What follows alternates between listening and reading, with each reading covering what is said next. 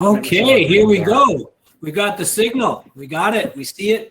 Hello, everyone. Dean Boles here from Ontario, and welcome to, I guess this might be like day 7 or 8 of our virtual conference.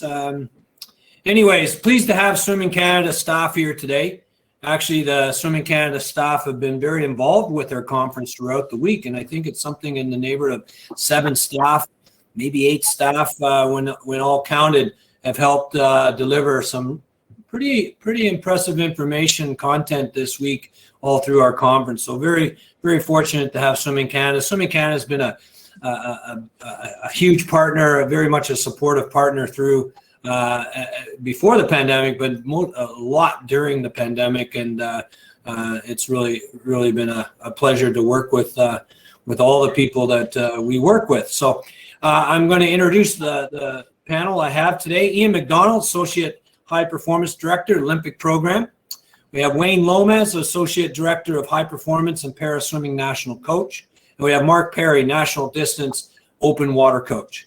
Really thankful for you guys to make some time, because I know it's a busy time for you guys, just coming off the summer, but then right into all the work you have to do to get the next, well, I guess it's 3 years off the ground, with working with Own the Podium and all your performance partners and so on and so forth. So thanks for making your time. We're going to have a casual conversation today, no formal presentations. Those are all being refined and prepped for all the work that you'll have to do with your upcoming meetings. There are many details of Canadian teams being debriefed as in process. Therefore, certain areas may not be discussed just because those things are still in the works and so on and so forth. So we'll be mindful of that. I just want to say on behalf of the Ontario swimming community, maybe of all of Canada that is a fan of swimming, congratulations on a great summer. Super job this past summer to the three of you and all you work with. I know John Atkinson isn't with us this week. He's going to be back in play very soon, probably listening from afar, but great job by all the athletes and by the staff and everybody that made it happen. So I thought we'd just go right to some basically right of top of mind reflective moments. The past few months, anything that's top of mind that we want to get out of the gate that we may talk a bit more on, or there may be some questions come in the chat, and then we'll walk through some of the parts to the lead up to the game. So I'll start with Iain. Anything that comes to mind? I know some of you are probably thinking, I'd like to leave a lot of that in the rear view mirror, and let's not bring that up. I know it's been a challenging time for everyone, no matter what. But Iain, anything that comes to mind that has good merit to tell the people today? Yeah, like as you said, it's a lot of the stuff we've tried to block out. I think, like everybody, it's been a challenging 18, 19 months, and it was certainly challenging to get to the point where we got to Tokyo. I think, having been through that process, one of the things that really top of mind for me is just how impressive it was at how resilient and determined our athletes were to go through all the challenges that they encountered since whatever that day was, March 12th, 2020, when everything seemed to change on us. And when we look back, one of our big tasks is just to track what's going on around the world. And for us, if we look at kind of like the top 20 nations in the world, our swimmers are out of the water on average. That I'm talking about that Olympic level hopeful was out of the water on average about 120 days before we got back into training in that initial part of the pandemic. And if you look at the other top 20 nations, they probably average 40 days or less, and a lot of countries didn't even miss a day of training. So just knowing that and getting through it and putting that in the back of their mind and just getting on with what needed to be done and get to the games was great. I think, working in the roles we work in, just seeing the professionalism of everybody involved in our program, it was a constant struggle over the months just to get there. So just people just dealing with whatever came their way, getting on with it, and trying to make sure we were able to get the team there. And I think one of the big things over that period of time that really reinforced for me was just the absolute importance of planning. It's something that we're very big on with our teams and our high performance program at Swimming Canada. And it just, as we went through this period, I don't know, Mark and Wayne can certainly talk to this as well, is this, everything we did, we had, 5, 8, 10 scenarios of what might happen. And 90% of that stuff might not have been used, but planning and being prepared for the different scenarios that may come our way, I think was really critical to getting to the end point. And like I said, a lot of it wasn't used, but if we had, having been planned well in advance and know where we're going, allowed us to make quick decisions and get on to the next thing really well. So like all those things combined, like I think so at some points, just landing in Tokyo and stepping foot on the ground almost seemed like a victory in and of itself. Like just getting there was a massive challenge, and the success we enjoyed and the fabulous results from our swimmers was just made it all worthwhile. All right, thanks. Wayne? Thanks, Dean. I think Iain's touched on a lot of it, and we speak about difficulties, challenges, highs and lows. But watching Danielle Doris or Alida Bard sing the national anthem, you realise that the pandemic had an impact on a lot of people, but people still are able to overcome, and a lot of people did make the most of the opportunities and overcome the PBs. And for us, it was always about PBs. We'd set that as a standard that everyone in Canada confronted the pandemic differently. And to Iain's point about time out of training, I estimate that some of our very, very best swimmers spent over 430 days between racing, actual proper call room, the whole process, over 430 days between a race. That was a combination of the COVID pandemic, of our own planning. When events actually could be conducted, they clashed with events that we had to go to. So these things happen and people found a way to overcome it. So for us, it really, consistent with what Iain spoke of. And the interesting thing that we felt, and I'm sure Mark will touch on something similar, is even things were changing so quickly that even though the Olympic team and then the Paralympic team both used the same facility to conduct its pre-games camp at UBC, given how quick COVID was changing, we were under a different set of requirements to what our Olympic counterparts were less than a month earlier. And things moved, and we were watching case counts come back up by the time we got there. So we were having to constantly adapt. And I have to say bizarrely, the safest place we felt was inside the village. Once we got into that village and went through the initial, anxiety piece of walking straight past the fever clinic on our way from the bus drop-off to our village and thinking, oh my God, we have to look at that every day. I hope we don't get stuck in there. Suddenly it became the safest place to feel. So planning, but also acknowledging the incredible achievement of people that dealt with what was given to them and overcame. And as I said, half of our events were resulted in a PB. Some of those were because we had a young profile of athletes that were able to have uninterrupted training, and ultimately every one of them because they and their coaches put a plan together and backed each other and just went after it. So everything that Iain talks about, keep planning, keep preparing, stay calm and focus on what you could focus on. And that's where we found ourselves. Great, thanks. Mark? It's hard to add anything to those, but I'll try. I'm probably going to say a lot of the same stuff. I think the word that kind of resonates with me about the whole period is challenging. And I think you've heard it already from Wayne and Iain, and I think it's probably going to hear it a lot during this conversation, that a lot of what we went through was challenging, but I think it's really important to acknowledge how resilient not only the athletes were, but how resilient the staff were that worked through those kind of challenging times. And for me, I think it was really challenging to get there.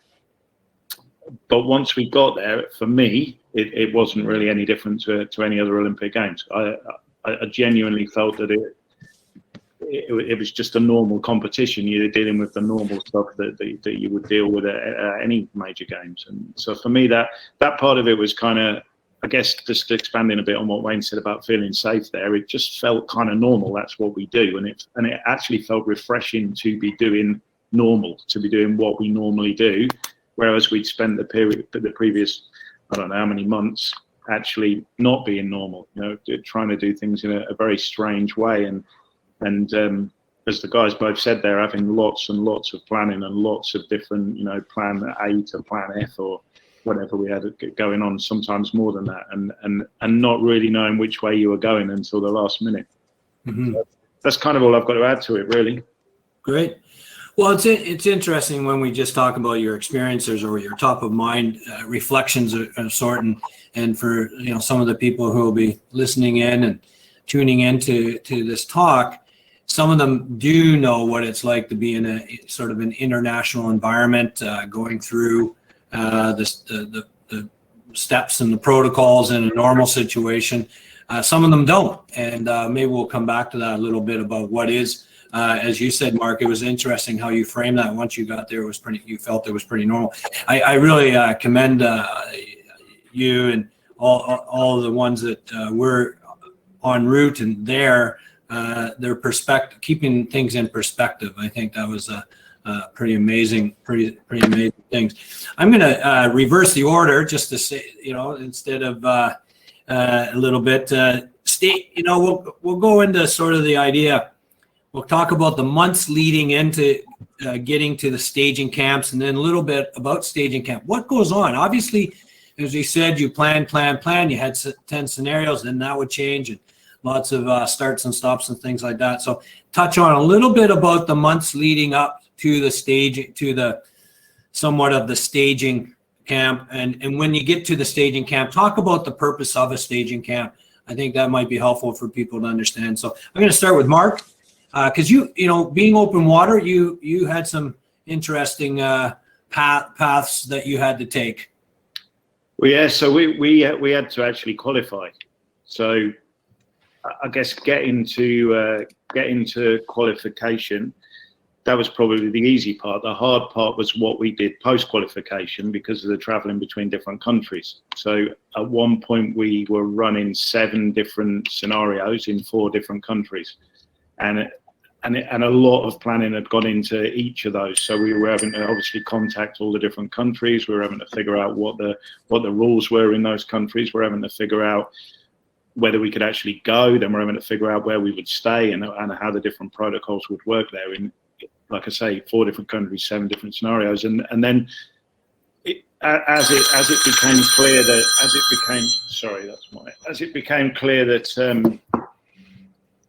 clear that things weren't going to work on a particular plan, then you have to let that go. Whether it was your preferred plan in your head, and I think we learned pretty quickly not to have a preferred plan, because you just, if it wasn't going to work out, it wasn't going to work out. So let it go. And what happened with us was that we kind of, the easiest thing for us to do was to stay in Portugal, and so we spent a lot of time planning how we would stay in Portugal, how that was going to work, and obviously, we then get to qualification, which is a 10K race for the men, 10K race for the women. The athletes swam really, really well there, but again, it was. I have to really commend the staff that came with me, because it was really demanding on the staff, because it was the first competition that had been run under COVID, and it was really challenging for the staff and demanding on their time to try and alleviate any concerns or pressures from the athletes. So what we're trying to do in that instance is we're trying to make it seem as normal as we can for the athletes, to allow them to be able to perform at their best.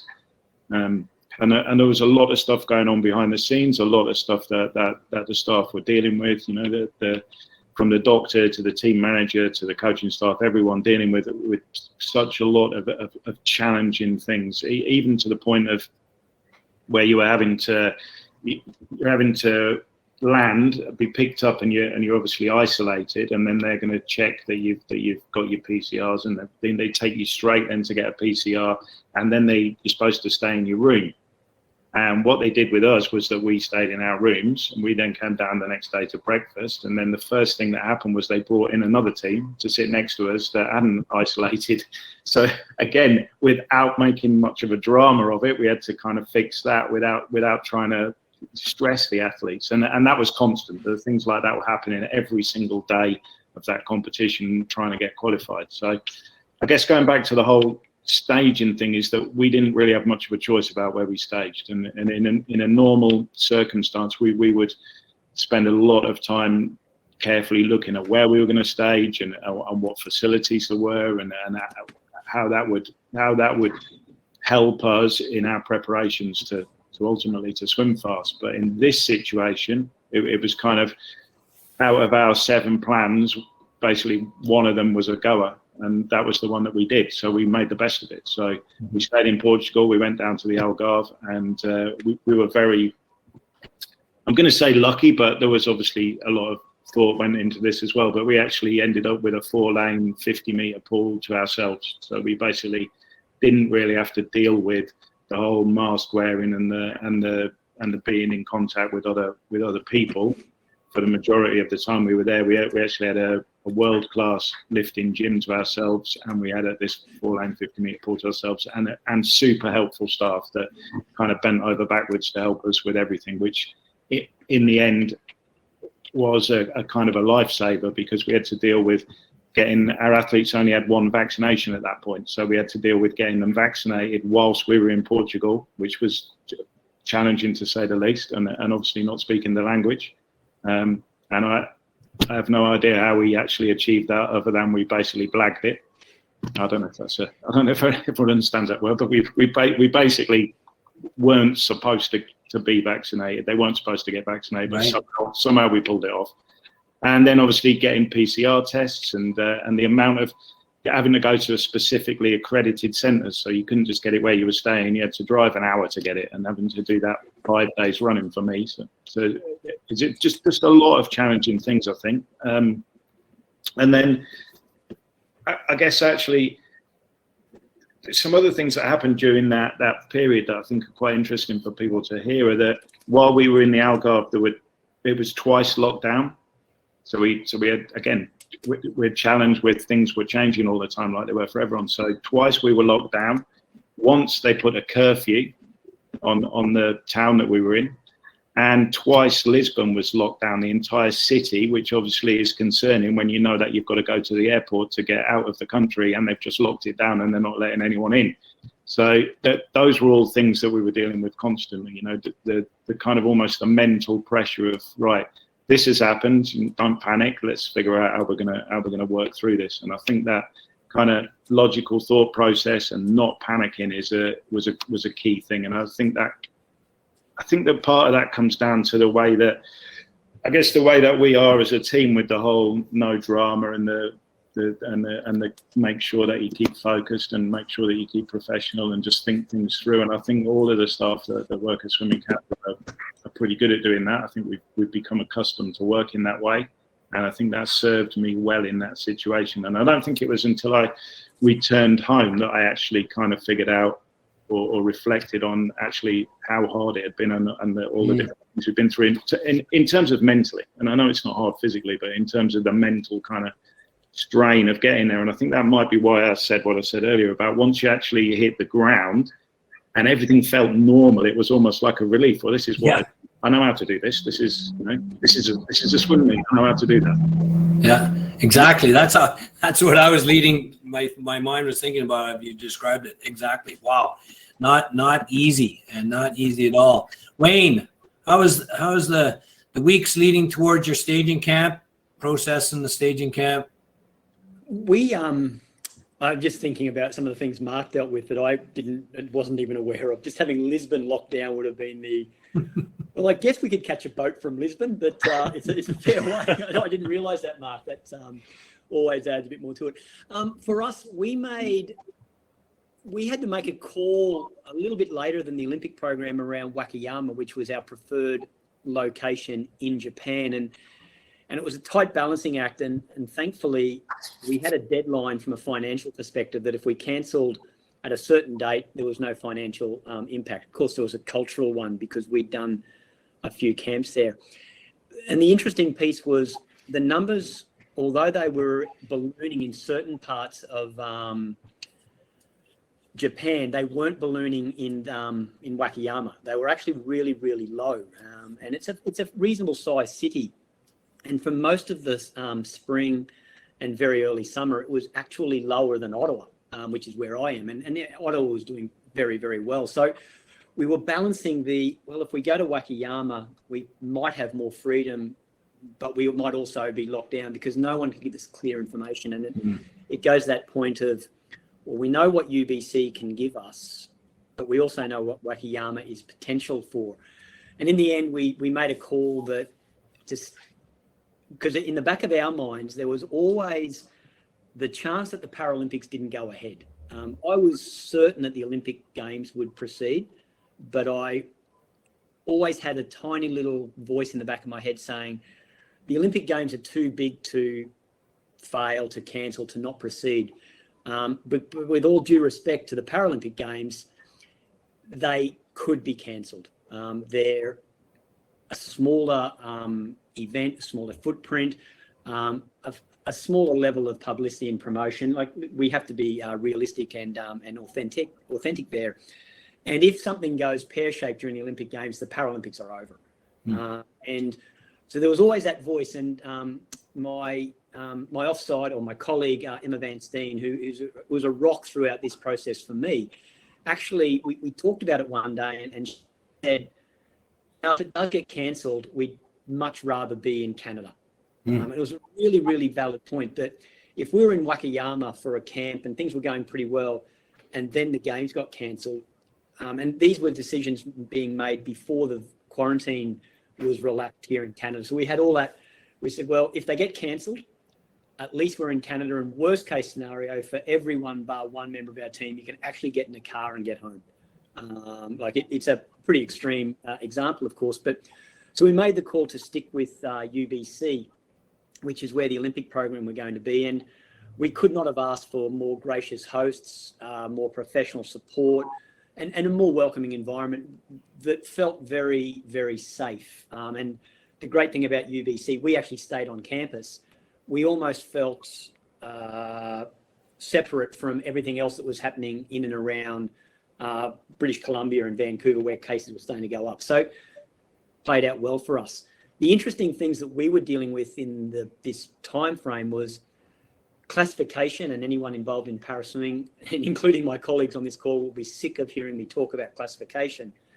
But we still had 2 pre-selected athletes that had to go to Berlin for a classification event, or they weren't allowed to compete at the Games. When they went there, they were risking a sport class change that may have affected their eligibility. And it could have meant that both of them weren't actually going to be eligible. We weren't sure what the recommendations to go into Berlin were going to be, and we still had to have the 14 days. And we had another athlete who had met every performance standard required, but hadn't raced at the right kind of meet in the last 3.5 years for World Paraswimming to let them in. So that person had to go also. So we had that complicating our decision-making, which impacted our ability to have a domestic trials, because if we did that, it would have clashed with Berlin. And I'd probably still be dealing with appeals because it would have created an absolute mess. So in reality, we were able to just keep navigating our way through. I think Mark said it, what works. We went with what works, what was the path of least resistance, knowing that it was, and John Atkinson said this very, very early on, our goal was to get the best possible team into Tokyo. Everything else before that was nice to have, good to have, maybe important to have, but we had to get the best possible team into Tokyo. So what decisions could we make along the way? Classification was important. We had a performance benchmark, albeit from 2019 in the fall, but we could fall back on that. We had to get a team into Tokyo. And if we tried to get too cute by going into or out of Japan, if we tried to run domestic trials that may or may not have lined up with provincial board openings and closings, we compromised the ability to do that. So we went with, this will work. This ensures that we will get 19 athletes, as it turned out, into Vancouver, where they were safe, where they were protected, where we could not have the language issues that Mark touched on, where we had health that we understood, and where if things absolutely went pear-shaped, we could jump in a car and drive home, acknowledging the extremes of that. So that was the decision-making we took. And I know, Dean, you were speaking specifically about what a staging camp looks like. But before we go there, I maybe let Iain talk through those few months leading in, because the three of us all had a very different experience throughout that. Absolutely. And every time I hear you each talk, I go, wow, incredible. Iain, was yours an easy pathway? No, not at all. Yeah, and I think even, going back a little bit further than what Mark and Wayne has talked about, like we have to consider even just one of the biggest challenges in the months leading ahead was trying to maintain training opportunities for the athletes, right? And I joked earlier before we started about it. One of the things I've read most of in the last year is public health regulations, and it's just unfortunately, from a Swimming Canada perspective, and even from a PSO perspective, we have no jurisdiction over what was going on, but we had to be well informed on all this, and different provinces required different bits of feedback from a national perspective as well. So being informed and trying to provide everybody with the help or information they needed to try to keep as many swimmers in the water as possible through all this was a massive challenge through a lot of the first part of even 2021, I guess it was, as numbers were really high. And I know, working closely with you, Dean, and all the work you guys did at Swim Ontario, just to try and keep as many people in the water as possible. And like, nothing was ideal, right? But we had the guidelines and exemptions that were put in place by government, and trying to interpret those and how we could do best. So like, I think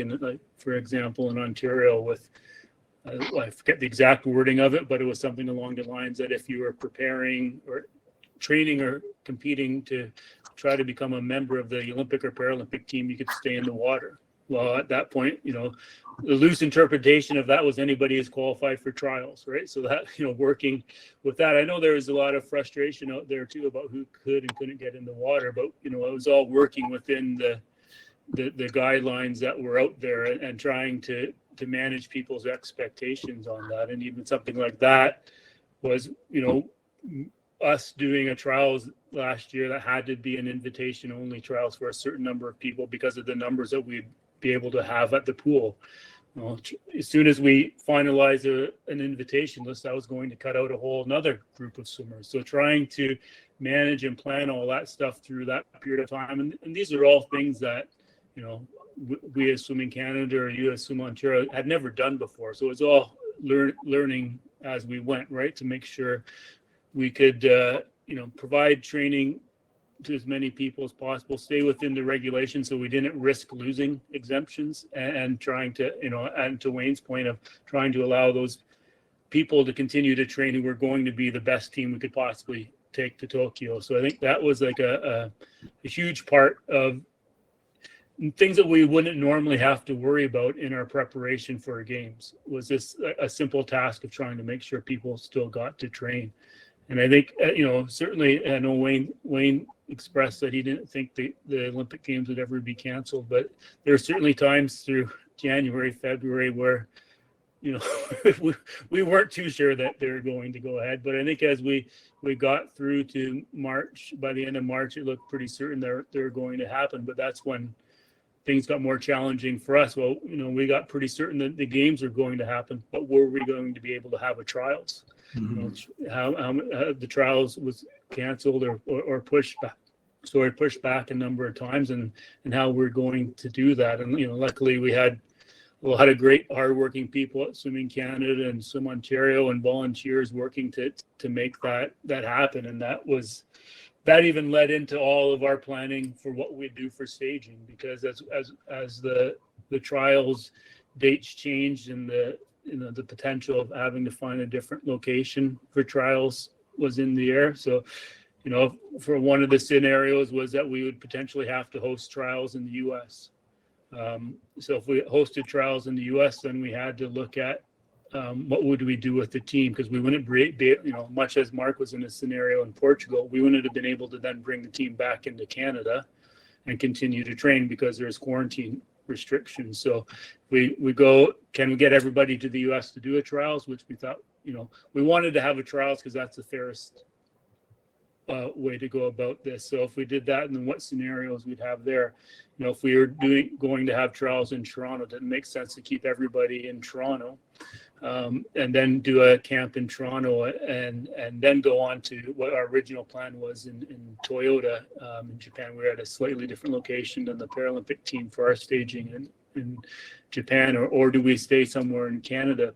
And there's so many little things that came into this. I remember one week we were on a COC call and trying to get information about what was going to happen, and literally within an hour, our ability to fly into Japan, the information we're getting changed 4 times about what airports we could go into, what airports we would land in, and it all plays into it. So for example, our original plan was to stay in Toronto for after the trials, fly over from Toronto into Tokyo, and then transfer over to Toyota. Well, normally you can fly from Toronto there's 2 airports in Tokyo.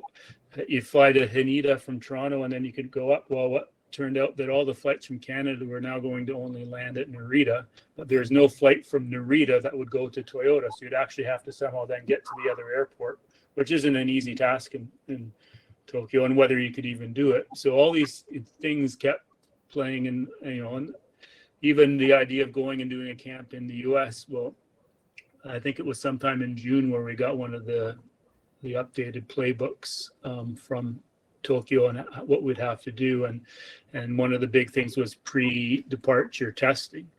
Well, when we looked at it in California, which was, if we were going to do a camp in the US, would probably be our preferred spot. There are only 2 accredited sites in all of California where you could go and get this test. And it just happened that neither of those were anywhere near a pool. So so that kind of knocks that off. So, to my earlier point, we had all these scenarios going and which one would work. So then when, as it became clear that trials were going to happen in Toronto, it started to get more information out of Japan on what it might look like if we actually went into Japan early. It's one thing to land at the airport, hop on the games transport, be directed, taken right to the village, and then you're in that bubble. It's quite easy. It's a whole other scenario to land, have to get to another town, back and into the village from there. So, what we were seeing, and having been to Japan a lot, like, the hotel rooms are not much larger than a closet, and what we were getting back from Toyota was that you were either going to be in your hotel room or at the pool. It's a long, hard way to spend 2 weeks, and we didn't think that was in the best interest of anybody's mental health to live like that as they try to prepare for the games. And we consulted with the athletes and the coaches, and the firm opinion back was that nobody wanted to do that, that they'd prefer, even though it meant additional challenges, the decision was made to go to Vancouver and go directly into the village. Now, when we do that, they made a slight exemption that you could arrive 7 days before the competition started. So normally, we might go to, especially if you're traveling to Japan, be there for at least 10, maybe 14 days before to acclimatize to the time change and the weather and everything in a staging camp. So now you're going 7 days before. And then the added fun part was that they weren't going to open the pools until 5 days before the competition started. So yeah, we could go and arrive at the village 7 days before, but we couldn't train till the 5th day before. So knowing all those things, and that's why everybody from our staff to our coaches to our athletes, were just very professional about it, and made what they felt was the best decision and got on with it. So we're fortunate, our partners at UBC were really, really good and able to help us plan this in a very short period of time. It's not easy to do that, to bring, when we go into one of these staging scenarios, we take over a lot of the facility, and it's a big thing for them to be able to change all that around. So we're fortunate on that. And then we just put in, we can get into it a little bit later, I guess, but there's some different mitigating strategies to help deal with going into the games later than normal, and dealing with some of those scenarios as well. Yeah. Well, you each have had an amazing amount of decision making, scenario planning, and amazing. I can see that there was a bit of a relief when you actually probably saw the first whistle and the first start of a race. Actually, it was happening. Just quickly, just not to talk about what, because of the pandemic or the pressures and the conditions, but what do you look for, or what do you work at within a staging camp? A couple things, Mark. Just one or two things you're trying to impress on the athletes, the coaches, in a staging camp situation. So I think part of the staging camp is, as Iain said, it's about the acclimatization. So particularly for us, because we're not in an enclosed space, we're actually swimming outdoors. We like the athletes to get used to being in the sun. So we like them to get used to being in whatever the temperature is going to be. So we try and acclimatize to the temperature they're going to race in. We try and acclimatize to the time that they're going to race, so that they're actually switched on at the time they're going to race, which was pretty challenging in Tokyo, to be honest, because we had to be at the venue at 4 o'clock in the morning. And to be at the venue at 4 o'clock in the morning meant that I think I got up at 2:15 both race days, which is challenging in itself, to be honest. So that's for us. That's a major part of what staging is, and then all the other stuff that goes on. The communication and talking through the races, and it allows you to actually get away and, I guess, away from all the other stuff that happens in day-to-day life, and just focus on the job in hand, focus on what you're trying to do, which is help those athletes to be able to perform. Great. So yeah, from my perspective, it's those things. Yeah. Wayne, for the para team and everything staging, what critical factors do you look for to try and help? Working with a new coach, that's probably the biggie, is that for about half of our team, they're working with someone other than the coach that they work with day in, day out. And that's important anytime, no matter what. More so with COVID, because suddenly people have been in a very tight bubble with their coach. And in some cases, just their coach was the only other person in their performance bubble. So that was a critical piece of it. There's a lot of, I'll call it admin things, but they're important. I don't want to diminish them, around ring ceremonies and around the culture of the team and around coming together as a group. That's an important piece of it. The big piece, and this is actually a learning for the para team coming out of it, is the operation of the team, the way particularly the staff, because when the staff are working really, really well, the athletes go on about their job, and Mark touched on that earlier, when certain issues, concerns, and stresses, make sure the athletes don't know. So we had to ensure that our staff come together, and through a series of events, we didn't have a staff that we had to plan for it. So that was a critical thing. Getting to know the coach that you're working with, getting together to work as a team, and then to build nice stuff that actually make this an important piece of it. Otherwise, it's just a swim, which we say sometimes. And Iain, it's the start of a moving of the big machine. You might have had 24 athletes or thereabouts, 25 athletes, something like that, and number of staff and everything, but it's a big machine you got to move around. What happens in a staging camp for you guys? Yeah, absolutely. So it's, like you say, it's probably ends up, you're 40 plus, depending on the team size, 40 to 50 plus people that, all of a sudden are coming from all over the country and have to come together and work together as one unit, right? So I think that's a key part of that staging camp, is just having everybody there, getting familiar with one another before you get into that real stressful environment of the competition as well. So I think having that, like all the things that Wayne and Mark has touched on for sure, I think creating that focused, performance-oriented environment is key, so that the athletes arrive there and literally their only worry or their only job is to prepare, right? And they've got a lot of staff, from coaches to massage therapists to physios to sports scientists to management staff, all there just ready to help them get done what's needed, so they're at their best when it comes to their race day. So I think making sure that and a lot of time and effort is spent on preparing for this. I don't think I be honest, I didn't really truly appreciate that until I got into this role, about just the importance of doing the kind of scouting trips and planning and making sure you're having everything set up properly, because you just can't do it from looking at brochures, right? There is, you have to go and live it and make sure you get the right environment for your team. And I think this year, as we said, there's a ton of different scenarios that we could have worked with, and ideally we would have been over in Japan and preparing in that final bit, but I absolutely believe, and even the feedback we've got from coaches and swimmers afterwards, is we made the absolute best decision to go to Vancouver, and you could see it from the moment we arrived.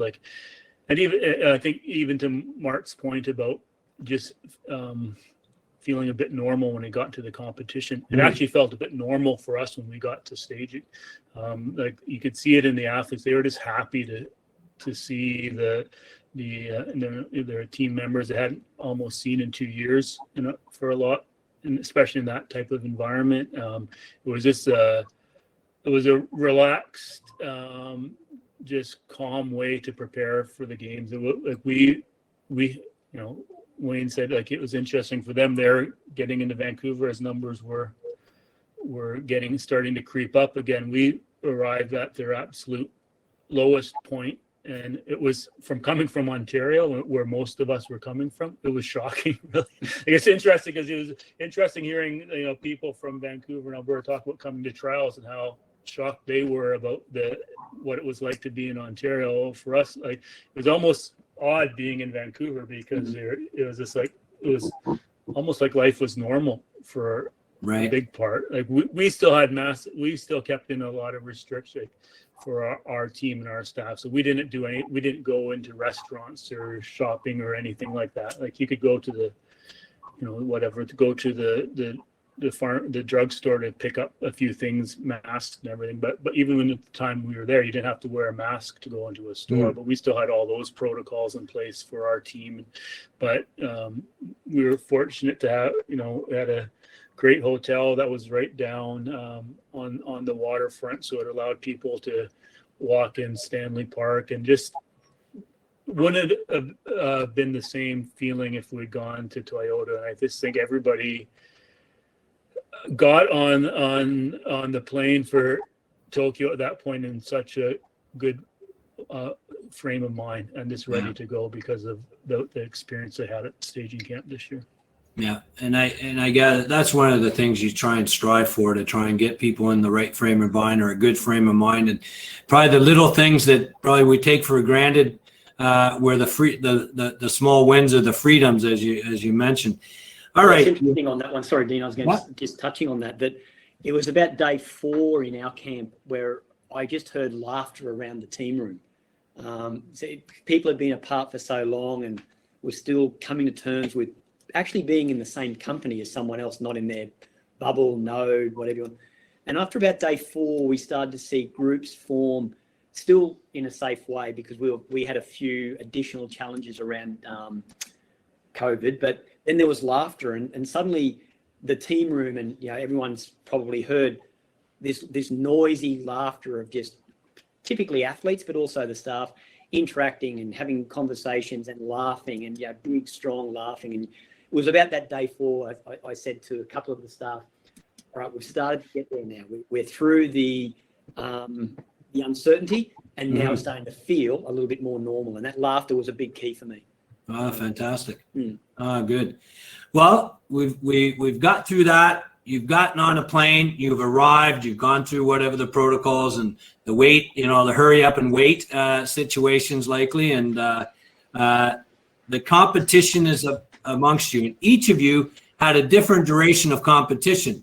Mark, probably the shortest piece, your competition basically went over 2 days, but there's the lead up and everything else. Can you just sort of share some things that go on in an open water Olympic environment?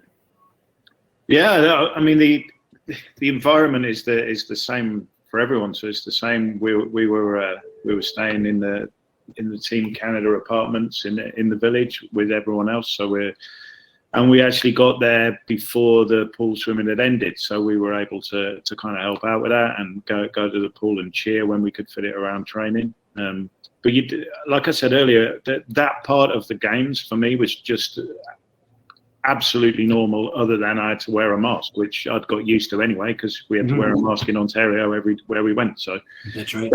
So the actual day-to-day kind of running the team wasn't really any different in terms of, it's basically about training, about transport, about timetables, and about food. And by the time you've done all that and walked 20 kilometers a day between the dining hall and picking up the bus and getting to the venue, and I'm not exaggerating there, it's your day's done and you're ready for bed. And one of the strange things about this games for us that was a little bit unusual was that we completely flipped our schedules. So we were actually going to bed at kind of 7 o'clock at night and getting up very early so that we switched our body clocks, because we knew that they had to perform. They had to actually race at 6 in the morning. But like I said, they had to be at the venue at 4 because it takes us 2 hours to prep for the race. Yeah. So that was a big change for us. And that was, I know it's this word again. I know I can't think of another word that is as good as challenging, but that was a bit of a challenge in terms of sharing rooms with people who were on the pool team, who were obviously finishing late at night.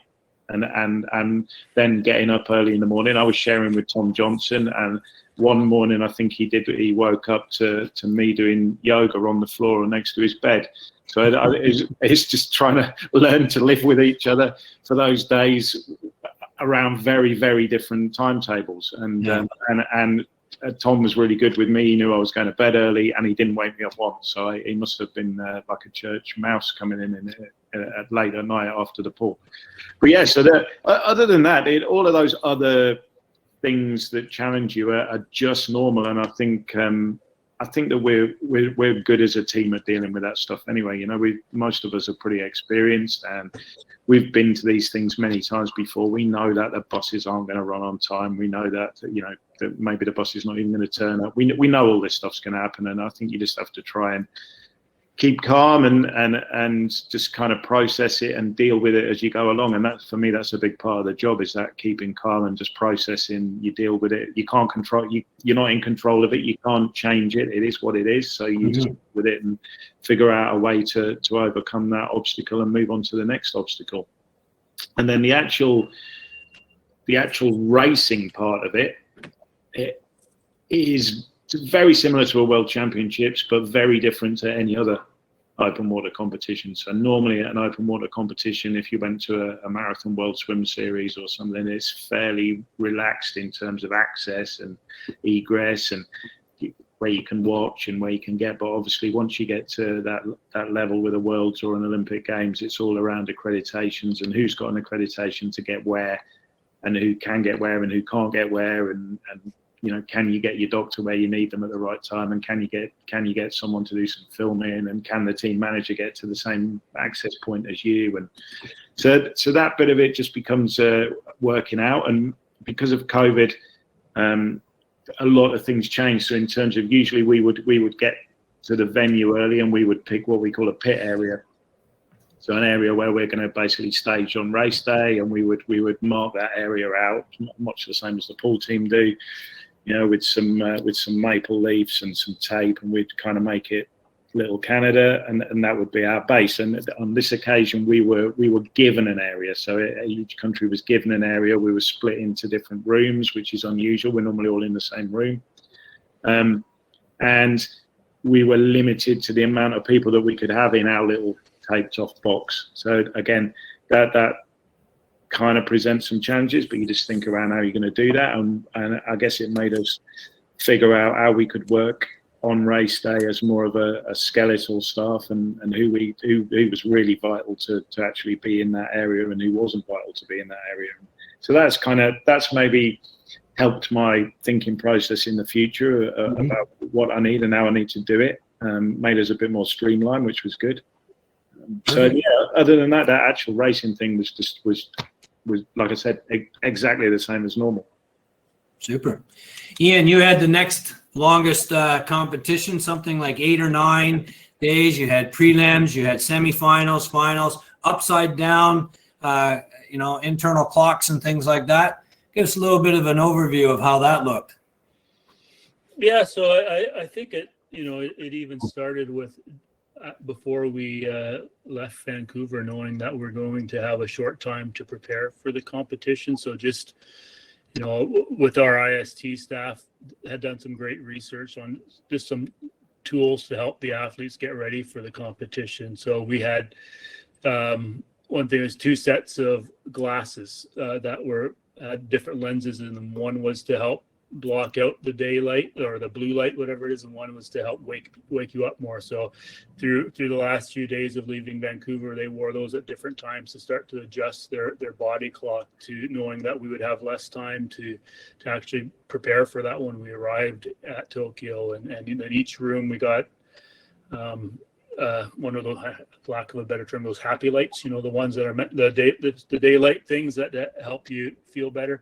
So had those in the rooms for the athletes, just so that they had these little tools. I think part of that psychological for sure, just to have a sense that they're doing things to help prepare for this. But I do think a lot of it probably did have a good benefit. So you could see the athletes really buying into that stuff, and that's what I get back to them being very professional. They were given tools to help be better when they were going to compete, and they utilized them as much as they could. So I think, the competition is a bit different than normal because you start with the first day starts at 7 p.m. with a heat session. So it's a little odd from what we're used to for sure.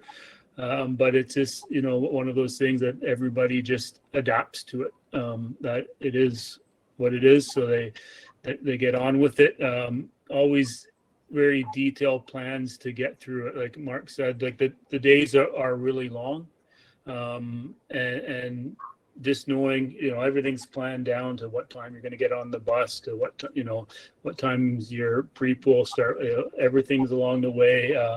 And knowing certainly as you get into the finals the next day that there's a good chance an athlete might get drug tested. So that's going to add potentially hours on to the end of their day or before they can go and eat as well. So, we have things like in the pit area, dehydrated meals that the athletes can just have a meal at the pool as they wait to go back to the village, because you never know when you're going to be able to get on a bus or then you have to walk back, get into the dining hall, all this. So wanting to make sure that they're getting refueled as much as possible. So and doing that, it's a really long competition. So just especially for those athletes who have a lot of races. So if you're somebody who's a few individual races like a Penny Alexiak or a Kylie Mass, who's going to have to do heat, semis, finals, and then involved in relays,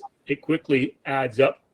And all that goes around preparing for each of those races is a massive amount of time. So that becomes important with when we're selecting the team, of making sure that we have the athletes on the team that can cover off whether it's a prelim swim or different relays, because they're long, hard competitions when you put all that in there. So I think it's just all those strategies and having the willingness of the great staff there to help support them through that is key.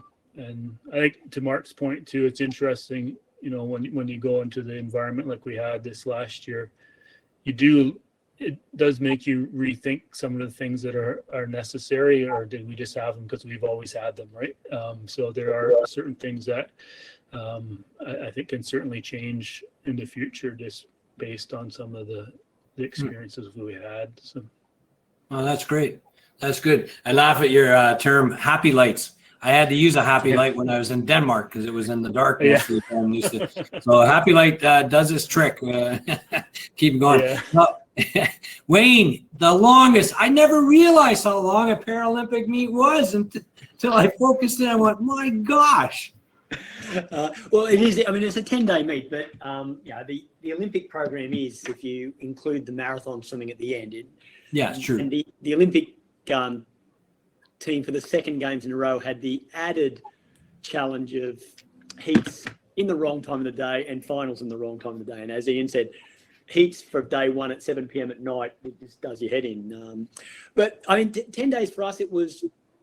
John said this very early on in the Olympic campaign about ensuring that the energy, and from my perspective with the team, it was ensuring that the service to our athletes was exactly the same for the swimmer on day 9 as what our very first swimmer on day 1 got. So, of course, after over 400 days without racing, when our first swimmer dived in on that first morning, everyone was absolutely raring to go, very excited. It was all hands on deck and a huge level of energy. By the time Shelby Newkirk came along for her most important race, which was the morning of day 9, we had to ensure, and Zach Zone was in a similar situation of racing at the absolute back end of the competition for his only race. We had to ensure that those athletes, and I'll use Zach as the example, had the same feel around him as what the very first swimmer did. And so that was an important piece around managing ourselves, managing our emotion, ensuring that we hadn't burnt the candle out by day 3, and that we could take recovery when we could get recovery. We could strip away some of the stuff that wasn't needed, that was really just about draining energy and didn't provide an important performance piece. So for us, it was, 10 days is a long meet. There's no semi-finals, so we get closure straight away, and you can actually go to bed each evening with closure on an event, rather than heats, go to bed, semis, we sit around all day wondering. So there's a certain benefit in that. The finals sessions of a para World Championships or Paralympic Games are very long. There is so many more events, 130 something events. They all have a medal ceremony. Therefore, they all have a national anthem and a march around. And these things are important, but some national anthems start to grind on you by the back end of the week when you're not hearing "O Canada" regularly enough. So those were the things that we did. One of the interesting pieces goes that management of energy was typically you would want to have a presence in the stands during the finals to provide that support for your team members, to really put a bit of cheering, especially in the absence of a true crowd. But ultimately, even though it was a relatively easy trip from the competition venue to the village, it was still about, if you don't need to be there, recovery is more important. Don't be there. And that went for the whole team. There were our doctor and a couple of the key IST staff. We were there all the time, but I was quite happy if some IST needed to take a session off, or even coaches, they didn't need to be there, get the energy refreshed, because when you're on, you need to be on. So 10 days was a long event, but ultimately I think what makes the paraswimming events longer is the number of events and therefore the number of medal ceremonies. Medal ceremonies are great, and they're particularly amazing when Canadians are part of it. But I get a little bit sick of seeing the country that wasn't actually at the games with some rubbish song for them, that was basically wasting our time. So that started to grate on us after a little while, and we were respectful, but we had to have a bit of fun, ensuring that, to go back to my point, that what Zach Zoner experienced on the last couple of days of competition was the same emotion as what our first swimmers, Matthew and Nicholas, felt as well. Yeah. Wow. So much to unpack, and before I get to the point where I go, what's next? The Olympics, Paralympics are all in the rear view for now, and you're still living it as you obviously put your plans in place and things like that. Any thoughts? Anything that might be of worth that hasn't been said already? I'll start with Iain. I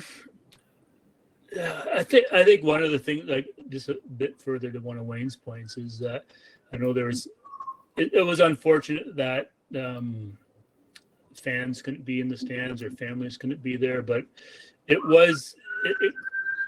certainly from an Olympic side, I think at least for the athletes competing, between the production of the organizing committee and actually the number of people that were in the stands between all the teams, there was actually a really good atmosphere in the pool, which is I can't imagine what it would have been like if the stands were full. I've never been in a venue like that. It was an absolutely amazing swimming complex, but I think it was neat. You kind of wondered if you'd be swimming in this really quiet, massive stadium, but I think just the way it changed, and there was a request because normally it was funny when when they first presented the plan, because normally at those events the swimmers and the countries are given a small bit of seats way up in the corner, and for a fraction of the people who can actually sit there, and that was still the plan for when we arrived in Tokyo, because it's funny. It's one thing you recognize going into Japan is they have their plan and their rules, and they stick to them. They don't like to change them. So it took some doing to get it changed, but they eventually opened up a lot more seats for athletes and staff, and we'll never get better seats than that at an Olympic Games for the rest of our lives. It was pretty amazing where we got to sit, and it was neat that a lot of the countries really took advantage of that and created a really great atmosphere, particularly in the final sessions for the swimmers to have when they were racing. So that was good. Yeah, from my seat when I was watching the games, yes, you all had very good seats. I could see that you're very much in the closeness of things. Pretty exciting. Mark, anything unsaid from you? I think there's a couple of things I maybe add to what I said earlier. I don't think I mentioned how long we were actually away from getting on a plane to qualify and then to racing was actually 8 weeks. Wow. And that's certainly in my swimming career, that's the longest trip I've ever done by 3 weeks. So I think my longest before that was 5 weeks. Mm-hmm. So that in itself does present a challenge. I guess kind of adding on to that, I really want to acknowledge and to say that none of this is me. This is we. This is a team of people who do this from the planning stages all the way through to the competition. And one of the things I think that that doesn't just happen by chance is having staff that are comfortable in their roles and know what they're doing, and staff that are in the majority of the people that came away with me have done those roles for a period of time in the team, and that I'm confident that when we get there, they kind of hit the ground running and they know what they're doing, and I think that made it much simpler. And people, even though they'd been away from the sport for a big period of time, it was just like getting back on the bike and. Mm-hmm. And everyone just slotted back into their positions, and I just want to acknowledge all that stuff because honestly, without them, none of this would be possible. And I think that it's also important to acknowledge the athletes, because I think we touched on it at the beginning how resilient they were and how they really adapted. But one male and one female for 6 weeks in the Algarve, it was challenging for them. I know that it was challenging for me mentally, so it must have been challenging for them mentally. I can't speak for them, but I'm pretty sure it would have been challenging. And I think it's worth acknowledging how hard that was. It sounds like it's your dream to start with. I'm going to be in the Algarve in a hotel room on my own for 6 weeks, but trust me, after a couple of weeks, it grows pretty tiresome. No doubt. So yeah, it's just acknowledging people really, and how good the staff were at doing their jobs. Wow, that's great, Wayne.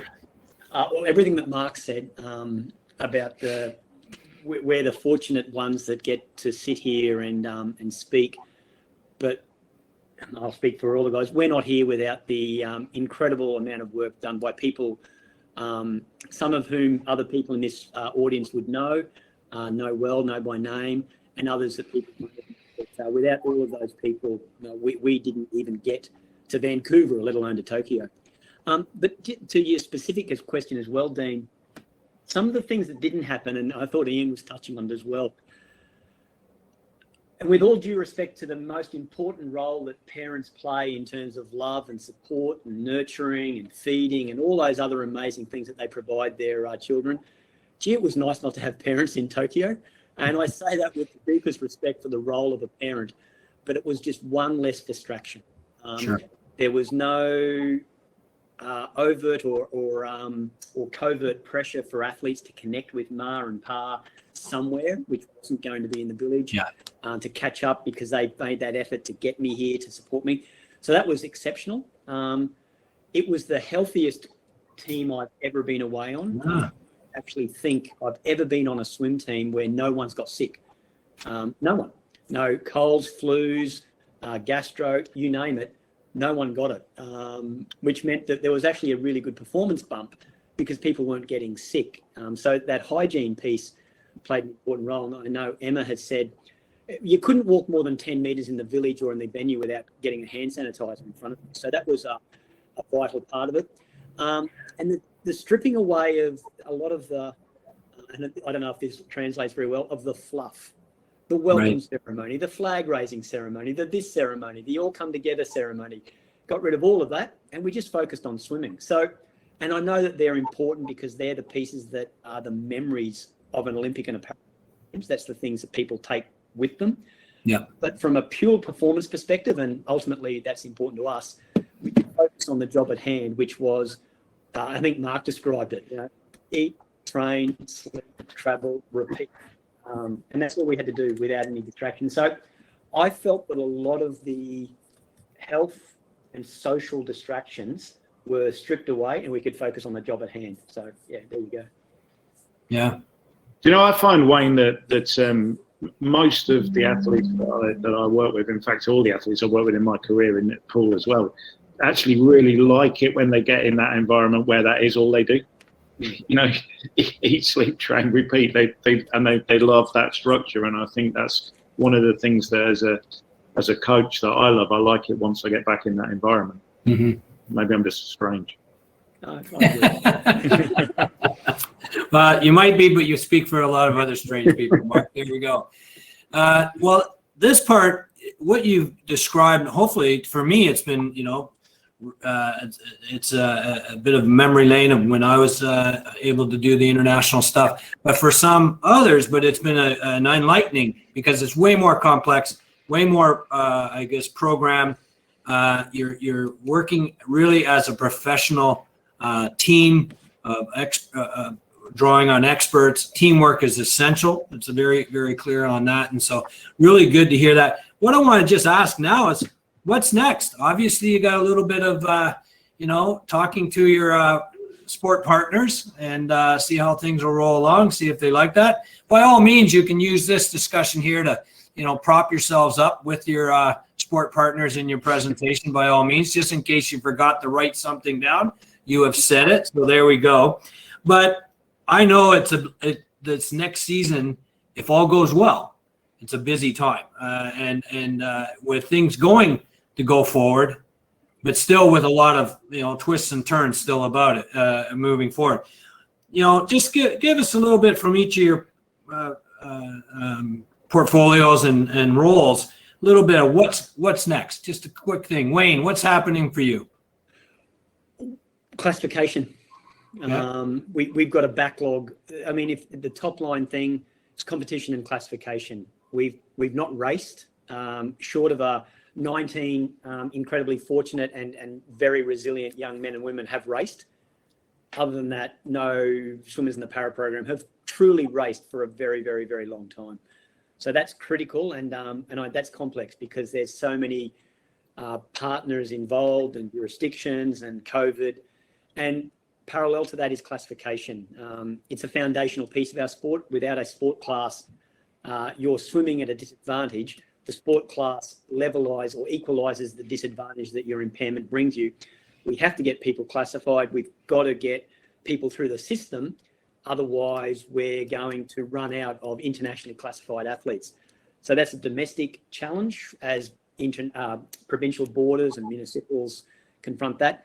And it's an international challenge where can you travel? Where should you travel? Is it safe to travel? What restrictions are you going to face when you get there? And can people from all over the world come there? So for us, competition and classification. Okay, that sounds quite simple, but we know it's not. But it's not. Mark, what's happening for you in your portfolio? But in the short term, we've got we're planning a virtual camp again. So there's a good chance that we may keep that virtual delivery, even if at some point we return to some kind of normality, because we actually quite like the format of actually hitting kind of 70 swimmers, whereas when we do it in person, we maybe hit 15 or something. So actually being able to hit a large number of swimmers and be able to give a large number of coaches an opportunity to experience that kind of training week in their own pools is really good for us. So there's the planning around that and the delivery of that, and then we're taking a team to the Fina grand finale, which is what it's called, which is basically what used to be the last round of the World Series. So that's in Abu Dhabi, which has been scheduled at the same time as the World Short Course. So it's a separate competition, but it's basically in the same venue as the World Short Course. So taking a team there in December. And then the rest of the stuff is really about kind of trying to plan for next year and budgets and trying to plan a trials and actual trials, which is challenging at the best of times for us to hold it on our own soil. But it's been particularly challenging the last couple of years with things being cancelled, through no fault of our own, but just not being able to travel to places. So trying to put on an actual trials, because of the way the year is next year with a really early Worlds and stuff, like we're hoping that we can run an onshore trials next year in maybe in August. So that's something that's some planning going into at the moment. And then for me, kind of establishing and re-establishing in brackets some relationships with people as we can start to move about a bit and although we're not back to the full amount of travel that we used to do and in-person stuff, trying to re-establish some of that stuff, trying to get with some coaches in person and athletes hopefully in the coming months, and obviously we'll have the new carding lists come out in October, and we'll be able to re-establish some of those relationships. And for me, that's a really large part of, I think, what we do is form relationships with coaches and athletes, and for me that's something that I've missed. It's quite hard doing that, as you know,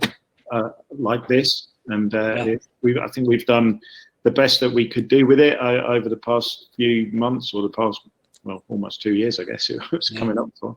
But like I say, I think it'd be nice to try and re-establish some of those things in a more personable and face-to-face environment. And, so yeah, that's where we're at with our program. Okay, Iain, what's happening in the Olympic program? What's coming up next beyond the OTP stuff? What's happening? Busy times. Oh, frozen. He's stuck. Oh, he's really pausing to think about this one. He's pondering this one. His hard drive is already locked up. He's going to go back out again. While he's coming back in, I just want to say that, each one of your areas of focus, you've really tried to stretch out. I know that, Open Waters picked up some learning and opportunities for our Ontario athletes.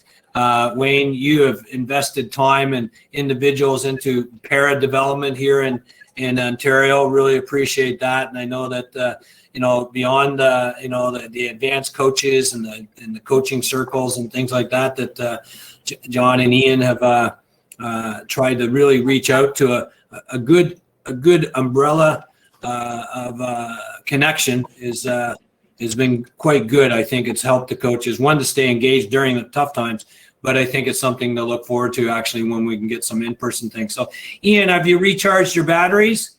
What do you got going on? I don't know. I just keep fading in and out. Now I have nothing on my screen, but I can hear you. So. Okay. What's going ahead for you for your Olympic program? Are you there? Yep. He must be on the streamlined plan of Swimming Canada on the internet. I'm not sure what's going on. Are you there now? Yeah, we're there. Are you here? You're back. I'm back. I don't know what's going on. Nothing's on my little screen that I'm here. Was there a question? Yeah, the question was the same question. What's going on? What's going on for the Olympic program in the next little bit? It's busy. You got lots of things, lots of we'll call it pokers in the fire, and lots of events taking place.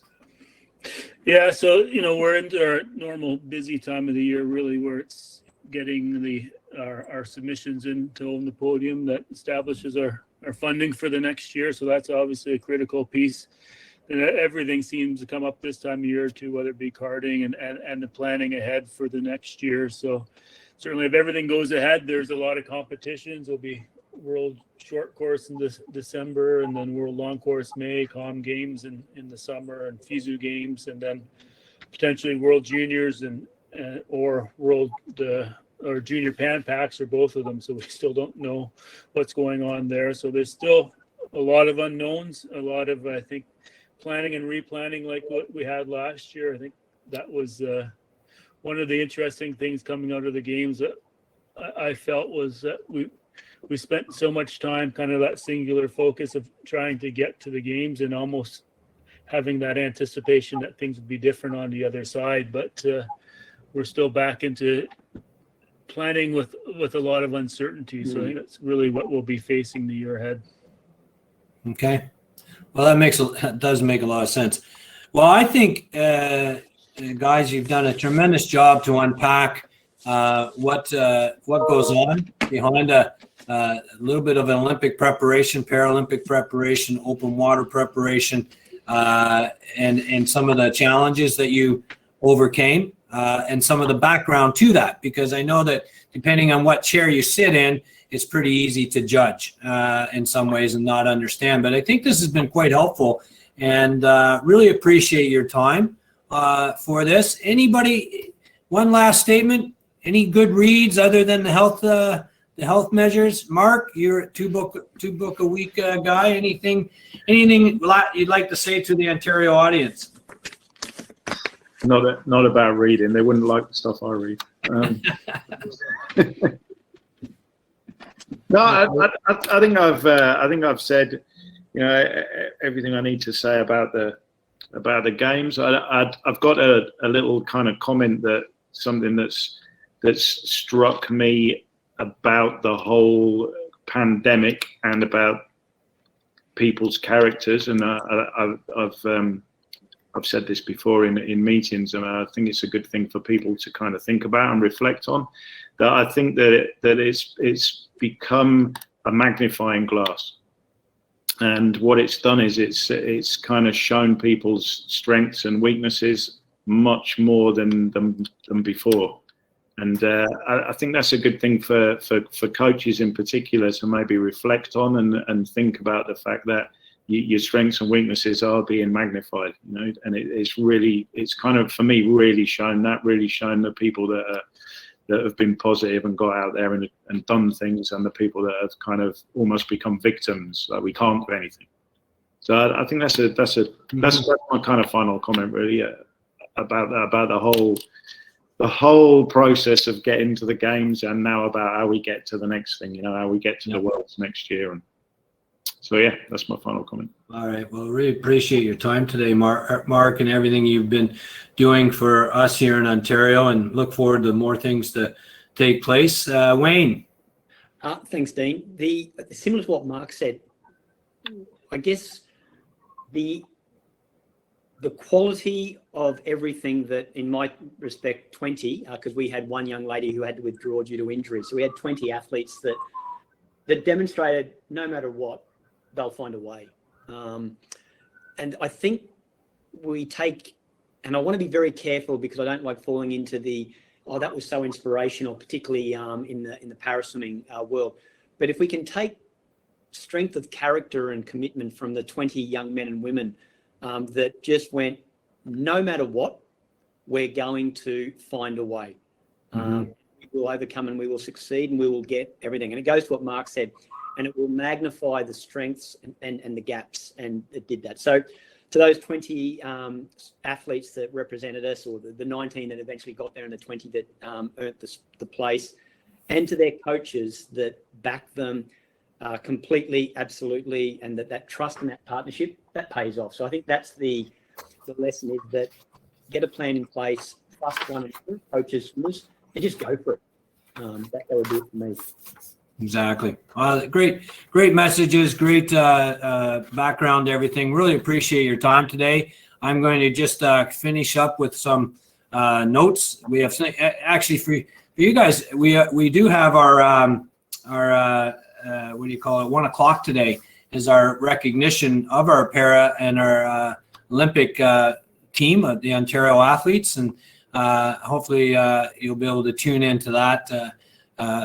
I'm a bit biased to what I saw, but I think it's quite a motivating visual and some audio pieces to it that's going to hopefully resonate into our club system. We need to excite that piece. We need to engage it. We need to see it come, make a bit of a focus, definitely a focus of it, to see us get back and get some traction and see things come to where we want to be. So that's going to take place at 7 o'clock tonight. We have a question and answer on the vaccine policy session. That's been a hot topic, and Durant Barristers will provide quite a bit of the information. And from an Ontario perspective, we did put out a vaccine policy yesterday.